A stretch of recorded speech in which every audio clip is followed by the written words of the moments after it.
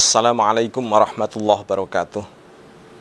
Bismillah, alhamdulillah, salatu wassalamu ala sayyidina maulana rasulillah Muhammad ibn Abdillah wa ala alihi wa sahbihi wa mawalah, amma ba'du.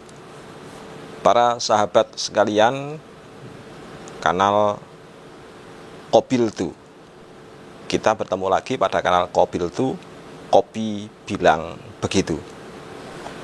Para sahabat sekalian, hari ini kita sedang dihebohkan dengan kasus kebocoran data pribadi. Nah, kebetulan kasus ini menimpa pada Kementerian Komunikasi dan Informasi serta dilakukan ancaman terhadap pembocoran data terhadap pemerintah. Dalam ini adalah pemerintahan Presiden Joko Widodo. Para sahabat sekalian, kita tidak akan bahas banyak hal tentang masalah politik, tapi kita akan bahas dari sisi unsur fikihnya. Kajian bagaimana tentang kebocoran data pribadi itu dipandang dari sisi agama Islam. Para sahabat sekalian, peralihan teknologi konvensional ke teknologi digital merupakan sebuah tantangan zaman. Hajat kemajuan teknologi merupakan kebutuhan dua pihak, yaitu penyelenggara dan sekaligus konsumen. Namun bagaimanapun juga, semua kemajuan itu senantiasa berasal atau diawali dengan adanya sebuah inovasi atau fathud dzari'ah yang dilakukan oleh pihak penyelenggara. Tanpa adanya inovasi, maka tidak ada yang namanya kebocoran data atau cybercrime dan sejenisnya. Para sahabat Qabiltu, yang terpenting untuk kita catat adalah bahwa kebocoran data dan cybercrime yang merugikan pengguna layanan informasi digital merupakan unsur yang sifatnya baru atau merupakan faktor eksternal. Jadi, adanya kasus kebocoran dan penyalahgunaan data adalah meniscayakan ada pihak yang sengaja melakukan perbuatan ta'addi atau melampaui batas, idror, sengaja berbuat kerugian terhadap pihak lain, doror, dan udwan atau sengaja mengundang konflik terhadap pihak lain. Alhasil, pelaku inilah yang semestinya dijerat oleh hukum. Mengapa?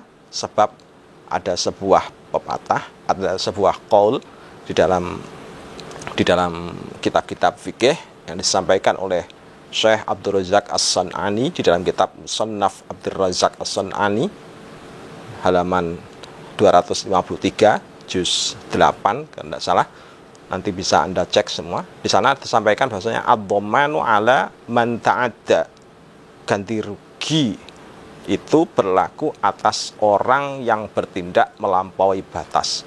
Sebagaimana sudah kita sebutkan tadi bahwasanya pihak yang melakukan perbuatan melampaui batas dalam hal ini adalah para pelaku yang semestinya dijerat hukum, yakni para pembocor data. Para sahabat sekalian, sebenarnya di dalam kasus kebocoran data pribadi itu terungkap ada tiga yang telah bertindak melampaui batas. Pihak pertama adalah pihak hacker atau pihak pencuri data. Yang kedua nanti ada pihak konsumen itu sendiri. Ya, yang ketiga nanti ada pihak provider atau penyedia layanan digital. Kita awali dulu pembahasan dari pihak pertama. Pihak pertama ini kita kenal sebagai pihak hacker atau pihak pencuri data. Di mana letak ta'adinya dari pihak pencuri data ini? Para sahabat sekalian, program atau kanal Qabiltu, hacker merupakan pihak yang berusaha membobol sandi dan melakukan pencurian data. Ada beragam modus operandinya, di antaranya misalkan adalah meminta kode OTP pada user, melakukan phishing.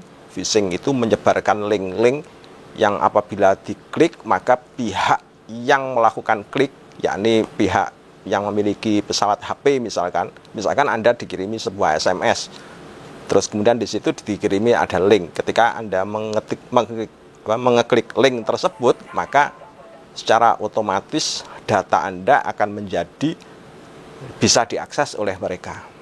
Ini adalah contoh daripada phishing.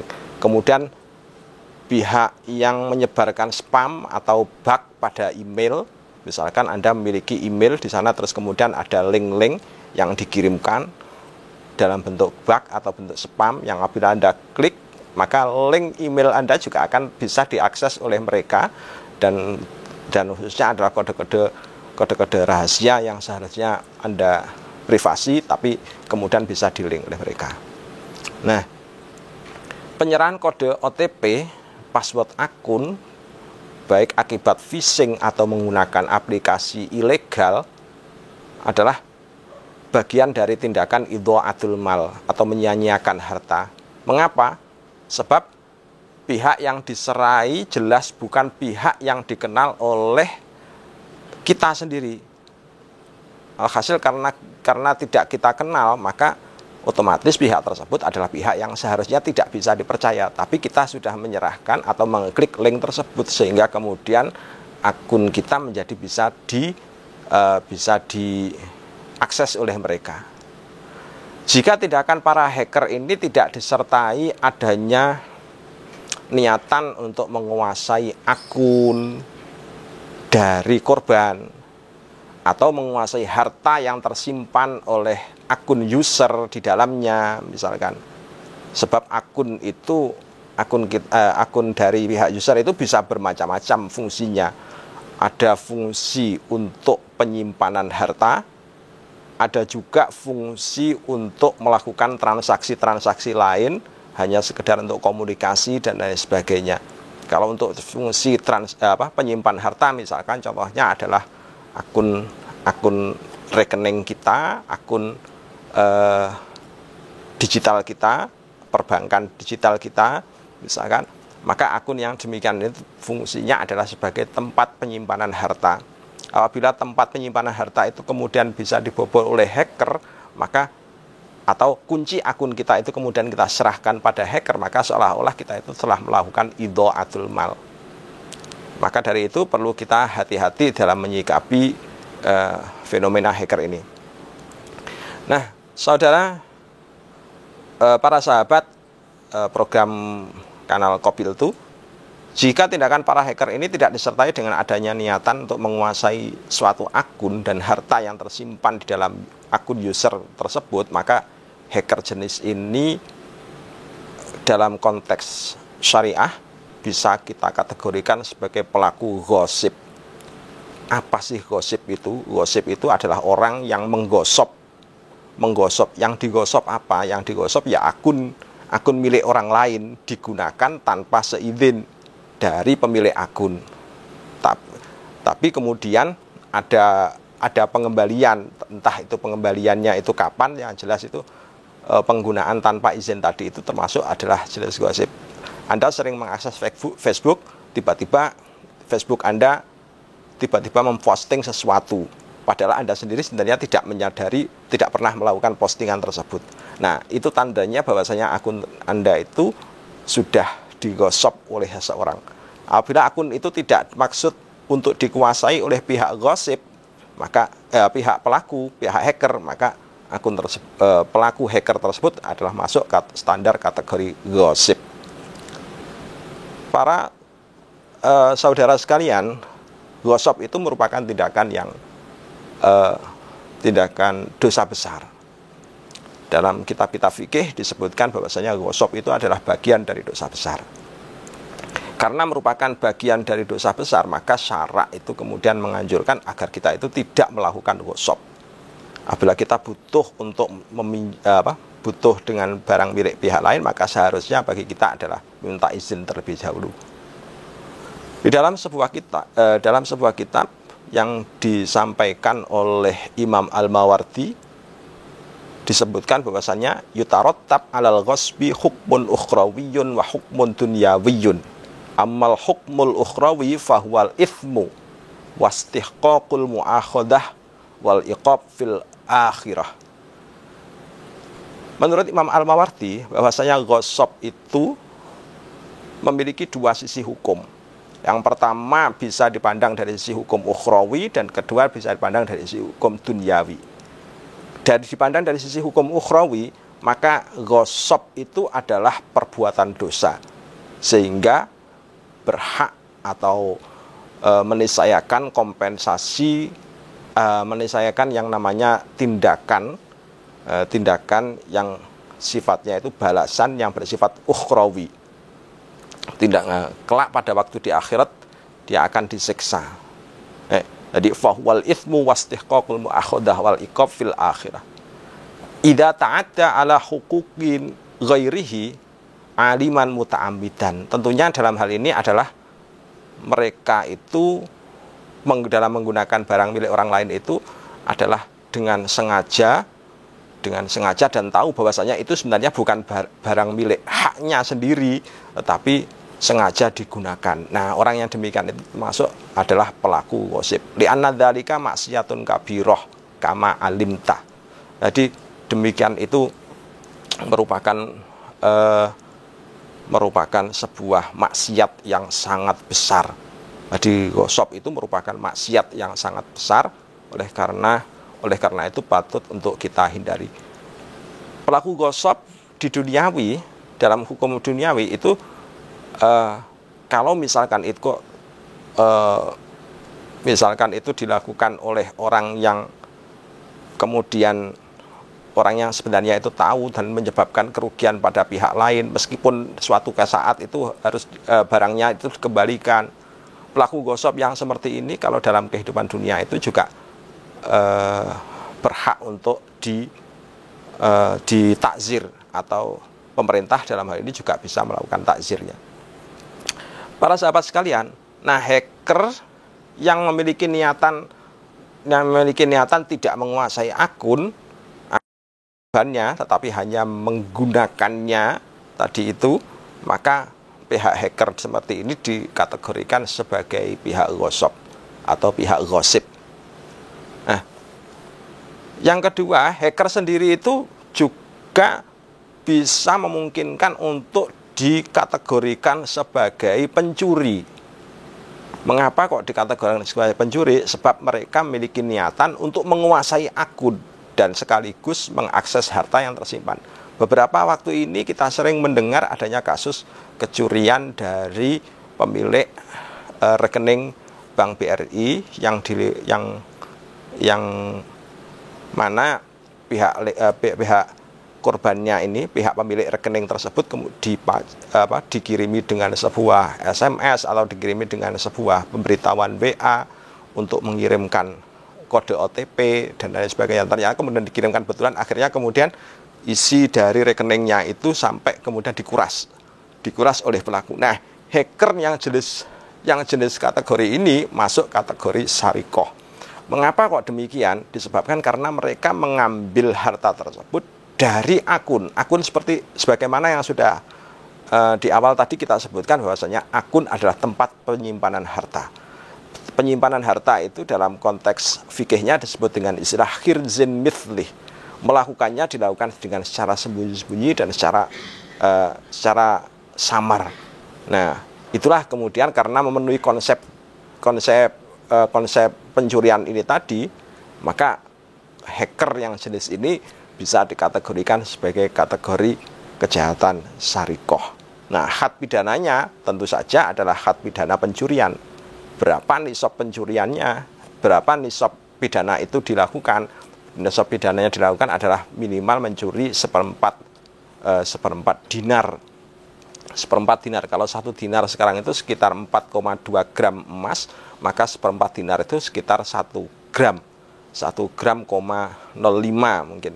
1 gram, 0,05. Jadi kalau misalkan kita kira-kirakan, kita taksir harganya emas sekarang, misalkan katakanlah emas sekarang adalah harganya sekitar 900-an, maka kurang lebih harga 1 nisab pencurian itu adalah sekitar 1 juta. Jadi kalau misalkan ada pihak hacker yang mencuri atau yang membobol akun rekening pihak korban yang senilai lebih dari 1 juta, maka dia sudah dikategorikan pihak syarikoh sehingga berhak untuk mendapatkan had pidana pencurian, yaitu berupa hukum potong tangan, atau paling tidak kalau dalam konsep negara kita karena tidak ada konsep hukum potong tangan, maka membayar diat yang namanya diat hukumah, yang kurang lebih adalah menurut kisaran potong tangan, yaitu kalau hukum potong tangan itu sepasang potong tangan itu adalah setara dengan 50 ekor onta, maka satu tangan adalah sekitar 25 ekor onta. Kalau misalkan satu tangan itu satu onta itu harganya 17 juta, maka kalau satu ekor onta itu harganya sekitar 17 juta, maka satu tangan itu kurang lebih sekitar 200-an juta. Jadi kalau 2 tangan maka sekitar 400 jutaan. Itu paling tidak kalau misalkan kita standarkan dengan had denda untuk pencurian 1 nisab pencurian, 1/4 dinar. Lebihnya begitu. Para sahabat sekalian, hacker atau pihak yang melampaui batas tadi, yang pertama dilakukan oleh pihak hacker. Yang kedua, ada kalanya pihak yang melampaui batas dalam yang menjadi penyebab terjadinya kebocoran data itu kadang-kadang juga adalah user layanan digital. User layanan digital itu sendiri, misalkan disebabkan karena mereka gampang sekali menyerahkan kode OTP atau password atau kode akun kepada pihak lain, yang menyebabkan kemudian pihak lain tersebut bisa mengaksesnya, gampang sekali menyerahkan data diri kepada pihak lain, sehingga kemudian pihak-pihak lain itu bisa membuka sebuah akun yang mengatasnamakan dirinya. Nah, dalam hal ini maka orang yang telah melampaui batas itu adalah termasuk user sendiri. Nah, jadi wa man ta'ati ayyudayyi aminhul mal wala yadri kaifa doa aw wada'ahu bimahallin tsumma nasabahu. Jadi kalau misalkan dalam konsep fikih, maka orang yang gampang menyerahkan data diri, orang yang gampang menyerahkan OTP, orang yang gampang menyerahkan password akun yang dimilikinya, orang yang gampang menyerahkan kode password akun rekening yang dimilikinya kepada pihak lain, orang yang semacam ini maka termasuk orang yang telah melampaui batas, dan termasuk penyerahannya tadi itu termasuk sama dengan tindakan idha'atul mal, ayyudayyi aminhul mal. Jadi seolah-olah begitu. Mengapa? Ya karena kunci harta kita justru malah diserahkan kepada pihak lain. Yang pihak lain itu bisa saja, kapan saja untuk mengakses. Nah, orang yang demikian ini, kalau misalkan kok terjadi kebobolan data diri, maka kita bisa merinci.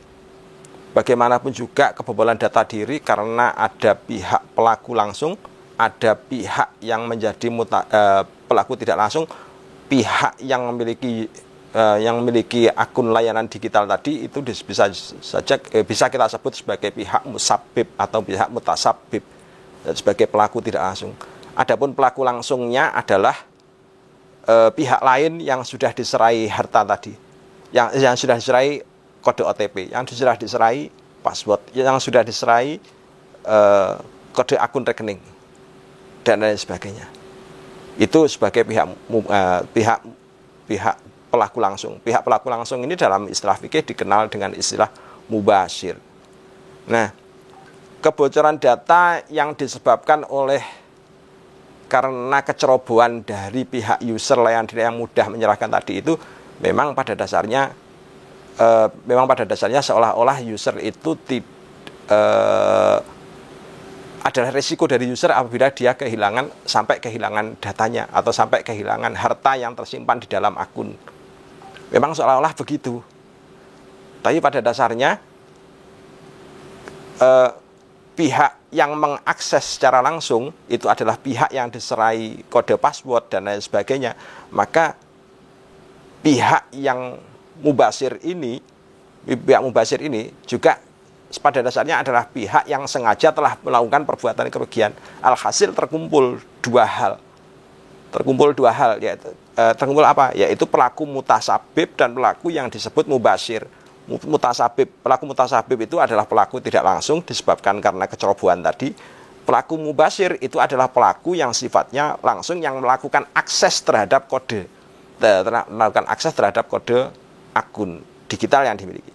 Nah, pihak yang melakukan atau pihak yang wajib untuk melakukan tempuh ganti rugi, kalau dalam Imam Al-Qarafi, pihak yang wajib untuk melakukan ganti rugi dalam konteks ini bukan kemudian kok pihak dari user data pribadi, bukan, tetapi bagaimanapun juga harus dituntut pelaku langsungnya itu bisa untuk dijerat hukum. Dan ini merupakan risiko dari pihak provider untuk bisa mengenalinya. Jadi katakanlah misalkan karena ketidaktahuan dari pihak user data, akhirnya kemudian dia mengklik link phishing, akhirnya terjadi transaksi yang dilakukan oleh pihak yang menyebarkan link phishing. Maka seharusnya dari pihak provider layanan digital itu bisa untuk mengungkap pihak yang sudah melakukan phishing. Di pihak yang sudah melakukan phishing harus bisa mengungkap dalam hal ini. Mengapa kok harus bisa mengungkap? Sebab sekali lagi pihak provider itu adalah pihak yang melakukan inovasi untuk melakukan pembukaan layanan digital. Dan yang namanya penyebab, karena dia itu merupakan yang pelaku inovasi, maka segala sesuatu yang berkaitan dengan kelemahan yang terjadi pada aplikasi itu adalah harus bisa dipertanggungjawabkan oleh pihak yang menyelenggarakan. Jadi kalau misalkan kok ada pelaku yang membobol akun pihak lain, maka pihak yang penyelenggara layanan digital itu harus bisa untuk mempertanggungjawabkan konsep layanan yang sudah dimilikinya.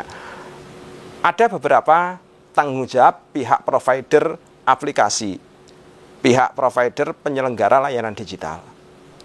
Apa saja itu tanggung jawab yang harus dilakukan? Tanggung jawab yang pertama adalah dhamanul ain, yaitu dia siap untuk mempertanggungjawabkan harta yang disimpan oleh pihak user digital di dalam sebuah akun rekening yang diselenggarakan oleh pihak provider. Katakanlah misalkan pihak BRI menyelenggarakan sebuah layanan digital, maka pihak BRI harus bisa mempertanggungjawabkan bahwasannya harta yang tersimpan di dalam akun rekening milik pihak user itu bisa dipertanggungjawabkan keselamatannya. Apabila terjadi kasus kebocoran data, maka pihak BRI harus bisa untuk berusaha untuk mengungkap, karena bagaimanapun setiap transfer rekening itu pasti ada rekening asalnya dari mana, ditransfer kemana.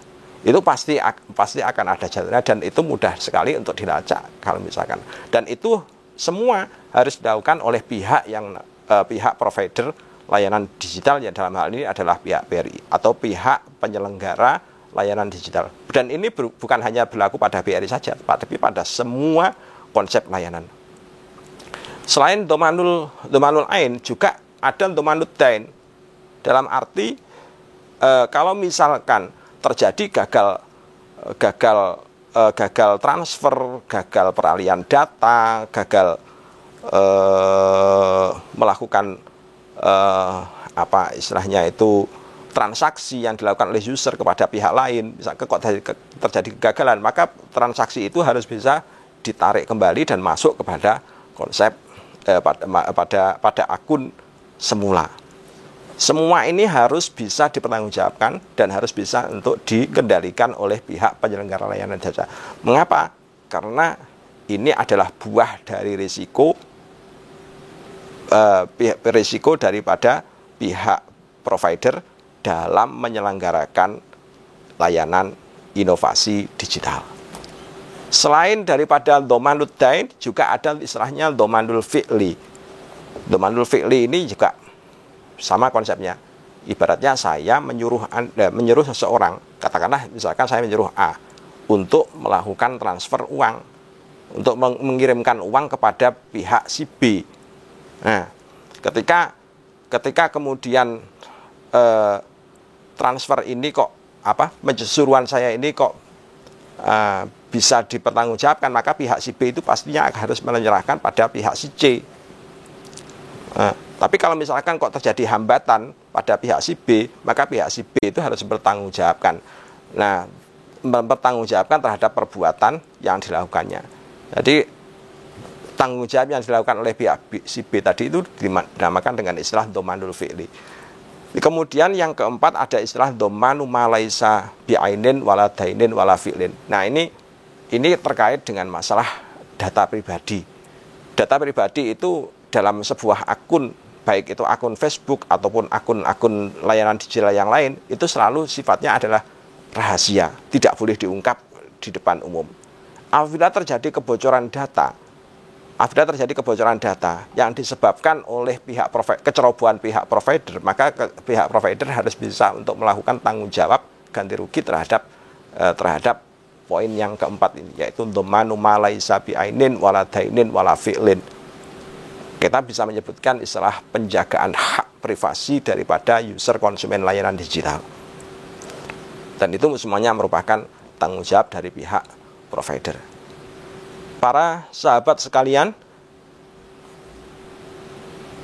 setiap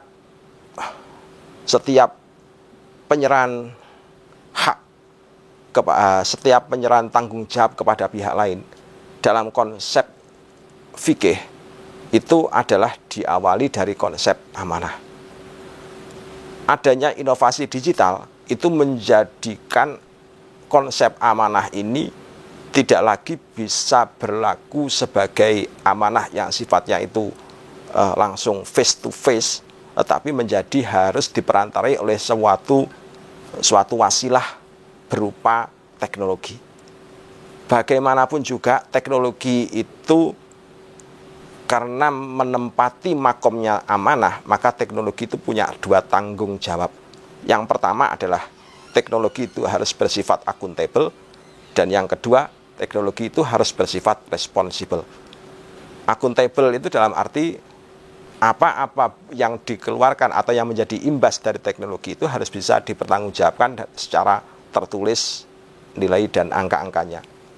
Adapun secara responsibel, apa yang terjadi sebagai ekses penggunaan teknologi itu niscayakan bisa dipertanggungjawabkan secara hukum oleh pihak penyelenggara. Maka dari itu, setiap layanan digital apabila di dalamnya itu tersimpan sebuah akun data pribadi milik pihak user, maka tanggung jawab dari pihak penyelenggara layanan digital itu menyangkut ada 4 hal. Dhamanud dain, dhamanul ain, dhamanu ma laisa bi'ainin wala dainin, dan dhamanul fi'li.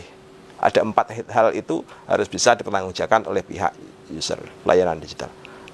Kalau kemudian user layanan digital kok melakukan, atau pihak provider layanan digital itu melakukan tindakan melampaui batas, maka pihak user layanan digital itu harus bisa melakukan ganti rugi terhadap pihak user datanya.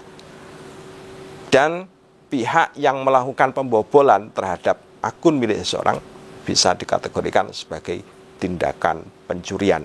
Minimal pembobol data dari seorang user bisa dikategorikan sebagai pelaku ghosab. Baik pencurian maupun pelaku ghosab meniscayakan 2 hukum. Hukum ukhrawi dan hukum duniawi. Mungkin saja hukum duniawi bisa kita tepati, tapi hukum ukhrawinya itu yang sangat sulit untuk kita tepati. Kalau hukum ukhrawi belum kita tepati, maka kalau hukum duniawi belum kita tepati, maka hukum ukhrawi masih menjadi beban dan tanggung jawab dari pihak pelaku. Siksa akhirat lebih pedih daripada siksa dunia. Innallaha la yuhibbul mu'tadin. Semoga sekilas kajian ini tadi bisa bermanfaat buat kita semua dan bisa menjadi warning.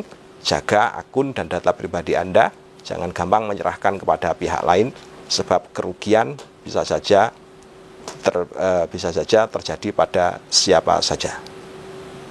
Sekali lagi, konten yang ini tadi bisa Anda baca di majalah Aula di edisi mendatang. Assalamualaikum warahmatullahi wabarakatuh.